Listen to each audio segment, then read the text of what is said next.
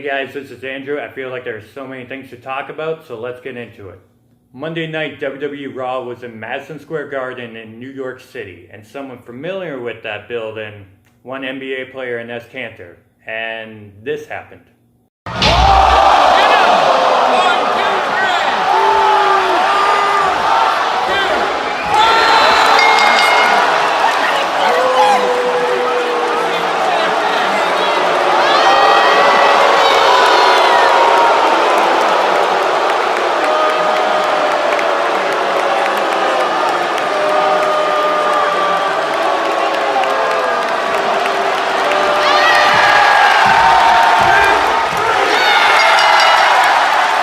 Yes, Enes Kanter won the 24/7 championship, and then he lost it. But in the middle, him pulling down the jacket, showing the Boston Celtics jersey, such a great call, such a great moment, such a smart move by him. And we know he is a smart guy, posting stuff like this.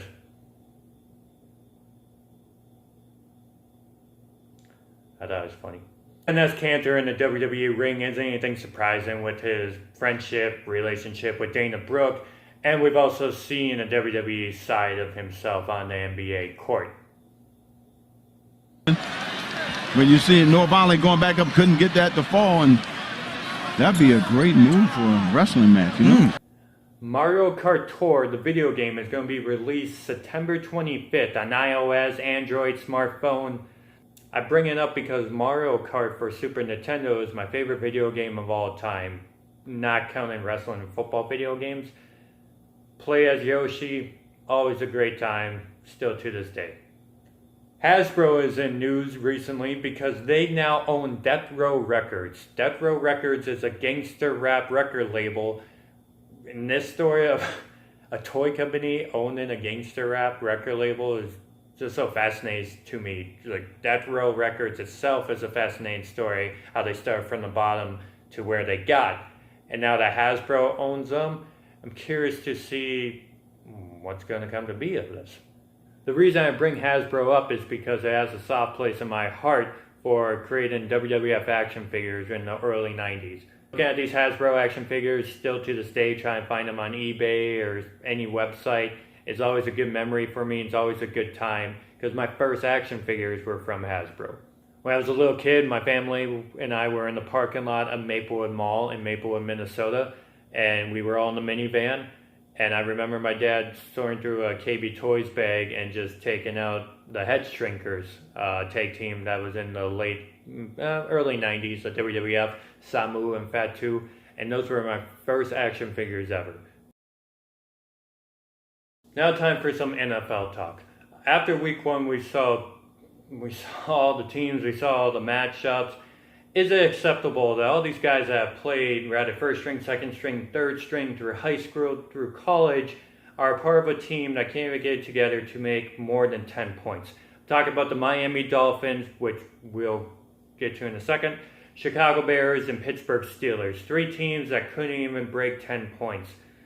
Is this acceptable for you guys? Do you think with week one, like, I understand Steelers against Tom Brady, Packers and defense, Bears defense, they kind of cancel each other out, and then Miami, no, let's just get to it. Miami Dolphins lost to the Baltimore Ravens 59-10. This is very crushing for me as a Miami Dolphins fan to see, especially hear the news that all the players are so disappointed that they have contacted their agents.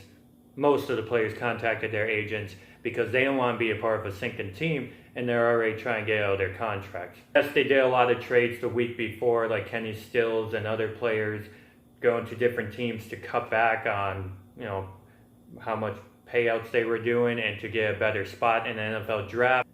I just really hope a team that had a perfect score in the 70s isn't going to end up being 0-16 like we saw with the Lions.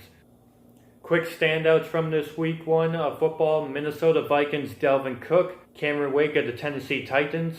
I get it, he's one player, but after seeing everything he did against the Cleveland Browns week one, if you could get the Tennessee Titans for your fantasy team, I would highly recommend that. If you get fantasy football, if you could get Christian McCaffrey from the Carolina Panthers, he is going to be a star this season.